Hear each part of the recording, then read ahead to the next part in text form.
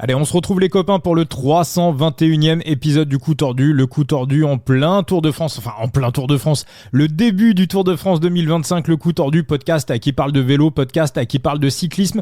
Il y a des interviews, il y a des previews. D'ailleurs, je souhaite la bienvenue à ceux qui nous rejoignent dans le Coup Tordu. Je sais qu'il y en a qui sont là l'hiver quand il y a des interviews, quand il n'y a plus aucune course.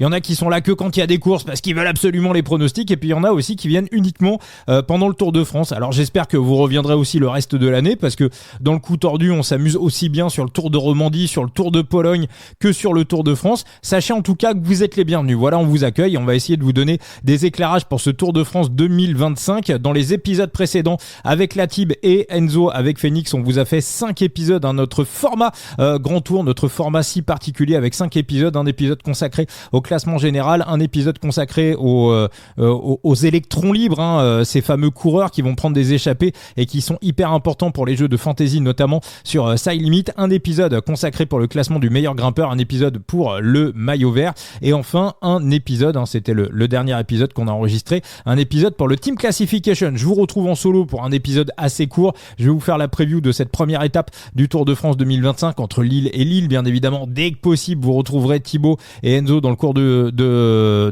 l'été, voilà, dans le cours du mois de juillet pour le podcast Le Coup Tordu, et j'espère bien évidemment le plus souvent possible. On va juste débuter le podcast avec des nouveautés sur Side Limit. On vous en parle depuis un petit moment. Alors pour ceux qui connaissent pas Side Limit, c'est un jeu de fantasy où on joue avec ses propres cartes, avec les propres NFT qu'on achète. Il y a différents niveaux de NFT. Il y a la carte unique, il y a ensuite les cartes roses qui sont les cartes secondaires, et puis les cartes bon marché, les cartes les plus populaires, à savoir les cartes bleues. D'ailleurs, je suis en live en même temps que j'enregistre le podcast. Il y a la carte unique de Julien Alaphilippe. C'est un événement parce que la Tudor fait partie des équipes qui sont sous licence sur Side Limit, et il y a la carte unique de Loulou de Julien Alaphilippe qui est en vente actuellement sur Side Limit. Pour l'instant, l'enchère de cette carte unique est à $150. On va voir jusqu'à combien ça monte. Je rappelle que le record de l'enchère la plus forte sur Side Limit, c'est $550. C'était la carte de Tim Tom Tuntenberg qui était parti au marché secondaire. Donc là, voilà, ça s'emballe pour la carte de Loulou. On va suivre ça un petit peu dans le Coup Tordu. Bon voilà, je vais couper le podcast et puis je vais vous donner le résultat. Bon $270 pour la carte unique de Loulou de Julien Alaphilippe, ce qui est plutôt un prix correct. Donc il y a des nouveautés, Donc juste avant d'attaquer évidemment la preview de cette première étape du Tour de France qui va amener les coureurs de Lille à Lille, on va parler donc de Side Limit. Sur Side Limit, il y a de la nouveauté et il y a de la grosse nouveauté avec l'appli Side Limit qui arrive pour ce mois de juillet. Au moment où vous écoutez le podcast, elle est peut-être déjà disponible sur Apple Store et sur Android. En tout cas, c'est imminent. Appli Side Limit avec un nouveau mode de jeu totalement inédit pour le Tour de France. Alors, comment ça va se passer pour jouer? Donc, Ligue 1, Ligue 2, Ligue 3. Donc, la Ligue 1, c'est avec les cartes jaunes, les cartes uniques. Ça bouge pas. La Ligue 2, la carte rose, les cartes de second marché, les cartes bleues, les cartes les plus populaires. Pour la Ligue 3, ça va être un jeu, en fait, où il va y avoir des épreuves à chaque étape. Donc, des pronos à chaque étape. Donc en Ligue 1, il faudra mettre 2 cartes jaunes plus 3 coureurs de la start list, n'importe lesquels, il n'y a pas de limite de cap. La Ligue 2, 2 cartes roses plus 3 coureurs de la start list, n'importe lequel. Et la Ligue 3, 3 coureurs de la start list plus 2 cartes bleues de coureurs sur Side Limit. Et puis après, vous serez limité dans l'utilisation des cartes. Je crois que les cartes jaunes, vous pouvez les utiliser uniquement pour 10 étapes. Les cartes roses pour 6 ou 8 étapes. Et les cartes jaunes, je crois que c'est 6 étapes. Les cartes bleues, c'est 6 étapes. Donc voilà, il y a des petits règlements internes. Donc en gros, si je schématise, l'idée, c'est de faire un mix entre les cartes que vous possédez et les coureurs du Tour de France, n'importe lesquels. Vraiment, n'importe lesquels. Et la Ligue 4, pour jouer la Ligue 4 qui est intégralement gratuite, je le rappelle, vous jouez avec vos cartes blanches. Donc quand vous arrivez sur Side Limit, vous avez un pack de 50 cartes blanches gratuites, des cartes offertes, et donc avec ces cartes blanches, il faudra aussi mixer avec les coureurs de la start list. Je vous redonne notre code de parrainage.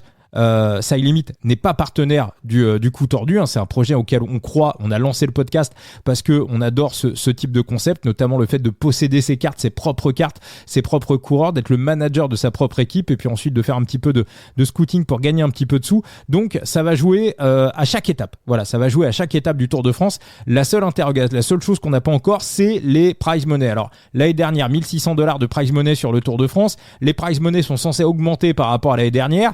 Pour l'instant, sur les premiers jeux du Tour de France, donc le jeu global du classement général, on a un prize money de $450. Donc on peut imaginer que sur les étapes où on va se disputer les prize money sur ce nouveau jeu, sur ce nouveau mode sur Side Limit, on peut estimer qu'il va y avoir de l'argent à gagner tous les jours et que les 1000, 1200, 1300 balles qui restent, on va se les partager sur les étapes suivantes, ce qui peut être extrêmement value et ce qui peut être extrêmement intéressant. Alors qu'est-ce que je pense de ce mode de jeu ? Moi je suis fan, voilà, si j'aimais pas je le dirais, hein.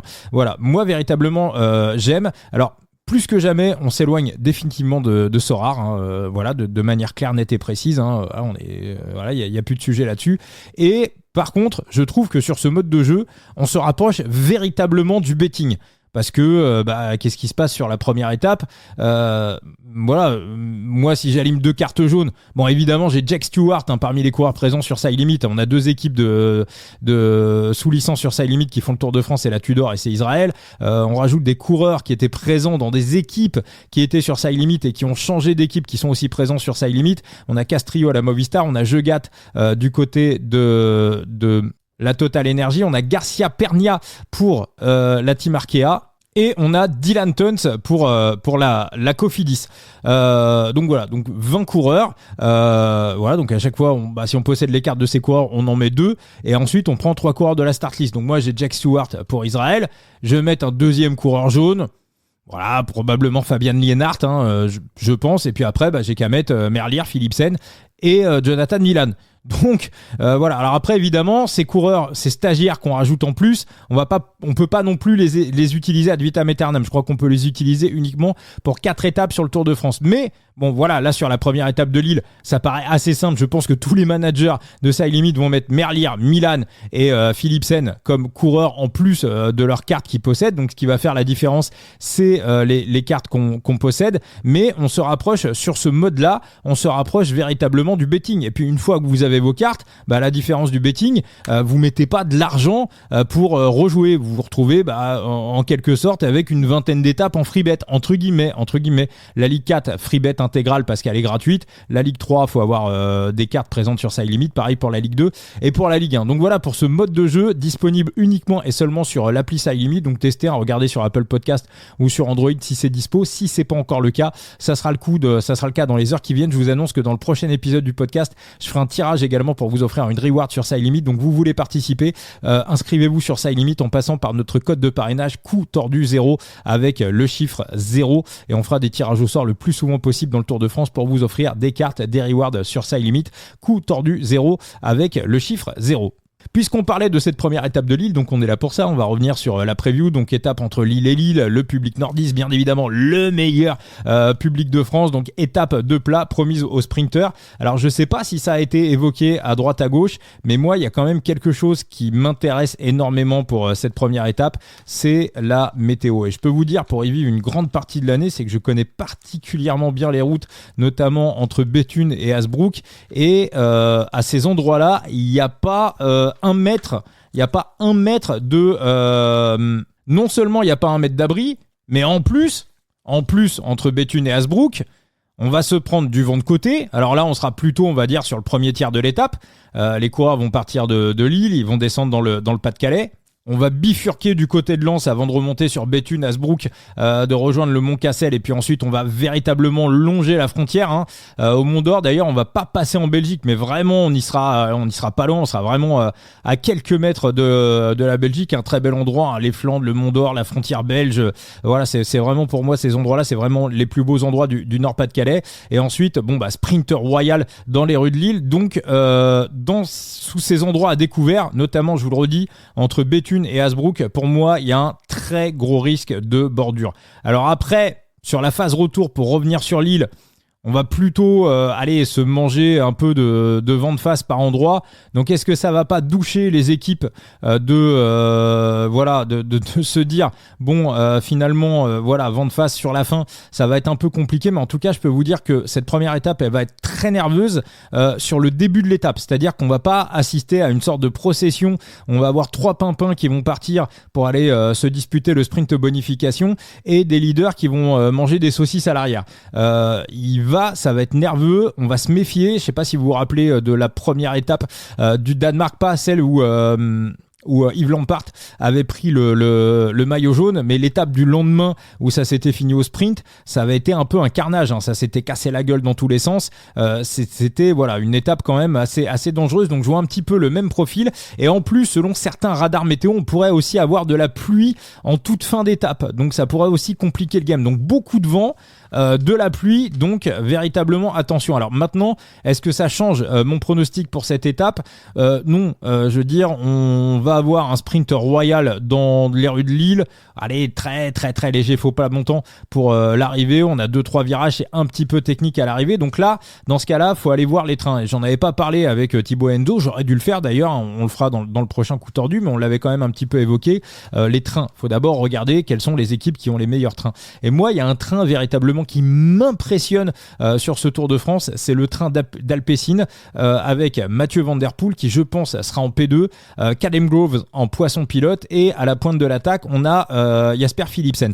On a une équipe qui a une science du sprint. Du côté des Alpecin, on arrive toujours à trouver la bonne méthode, la bonne tactique. Alors l'année dernière, Jasper Philipsen avait remporté 3 étapes avec Mathieu Van Der Poel comme poisson pilote.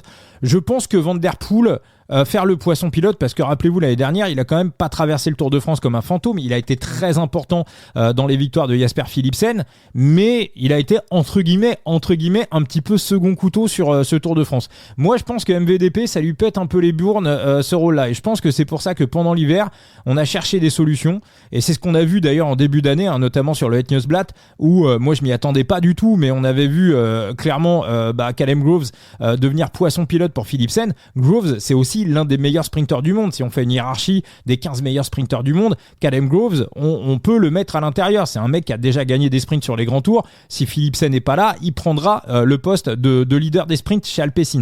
Il n'y a aucun sujet là-dessus. Donc, avoir véritablement un sprinter de niveau mondial au service d'un autre sprinter, ça, je peux vous dire que c'est plus. Et si en plus, pour vous placer dans le sprint, on a le mec le plus adroit du peloton, à savoir Mathieu Van Der Poel, ça peut faire très très mal. C'est pour ça que moi j'ai beaucoup plus de doutes sur Tim Merlier. Non pas alors il peut la gagner, hein, Tim Merlier, c'est lui qui est favori de l'étape. J'en profite pour vous rappeler que les jeux d'argent sont interdits aux mineurs, que jouer des avec excès comporte des risques. Mon conseil à moi, c'est de faire du management de bankroll. Merlier peut, d'autant plus que ses premières étapes du Tour de France, quand c'est un sprint, rappelez-vous l'arrivée à Bruxelles en 2019, quand il y a un maillot jaune à aller chercher, souvent c'est carnage. Donc je le souhaite pas, mais potentiellement on peut avoir une énorme surprise à Lille. Donc du côté des Alpecin, on a un peu cassé l'équipe en deux. Il y a Van der Berg pour Remco, mais sinon comme le disait Enzo dans les podcasts précédents, il n'y a pas grand monde pour Remco, pour Tim Merlier, pardon, il n'y a pas grand monde pour lui amener les sprints. Va falloir qu'il se débrouille pas tout seul, mais il y aura moins de matos que à la concurrence. Donc compliqué, même si encore une fois il peut la gagner. Je ne serais pas surpris qu'il la gagne, mais disons pour moi la cote est pas value. Il n'a pas tous les outils de son côté, Tim Merlier, pour aller la mettre au fond, même si encore une fois probablement c'est lui qui a la meilleure pointe de vitesse actuellement dans le peloton. Moi je vais vous donner mon pronostic. Il a une équipe qui est entièrement dédiée à sa cause, c'est Jonathan Milan. Dès que j'ai vu le parcours du Tour l'année dernière, je me suis dit que ce maillot jaune il était pour Jonathan Milan, donc je vais pas bouger, c'est ma conviction ultime depuis des mois et des mois. En plus on lui a mis une très très belle équipe autour de lui, hein. La Lidl Trek va quasiment se mettre au service de Milan pour cette première équipe, à la différence de Merlier qui lui arrive avec pas grand monde finalement dans les bagages. Lui, Milan, il y a du monde. Au niveau puissance pure, je pense qu'il est un peu au-dessus Jasper Philipsen, un petit peu au-dessus. Sa préparation, alors certains peuvent être inquiets de la préparation. Moi, je pense au contraire que ce qu'on a vu sur le Dauphiné qui pouvait paraître paraître un peu inquiétant. Très souvent, moi je préfère voir ça finalement, un coureur, même s'il a gagné une étape, un coureur qui sort de stage, qui va sortir un petit peu cramé et qui ensuite va surcompenser. Très souvent, c'est à ce moment-là, on retrouve des pics de forme 3 semaines, 1 mois plus tard. Donc moi, je suis vraiment pas inquiet. Et pour moi, c'est le sens de l'histoire. Si vous avez regardé le Giro 2024 et Giro 2023, il a véritablement dominé. Il a été chercher ses maillots cyclamen. S'il y avait eu un barème de points un petit peu plus favorable, je serais parti sur Jonathan Milan maillot vert. Pour moi, ça sera le concurrent de Pogacar.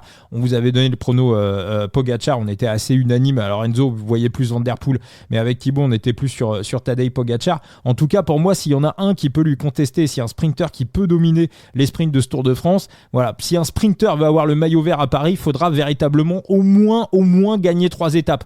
Donc pour Philipsen, Merlier ou Milan, faudra véritablement réussir à dominer les deux autres. Et pour moi, véritablement, ils sont très très proches. Merlier et Milan sont très proches. Milan a l'avantage de l'effectif et Philipsen est un poil derrière, mais lui, il a véritablement l'avantage d'avoir la meilleure équipe.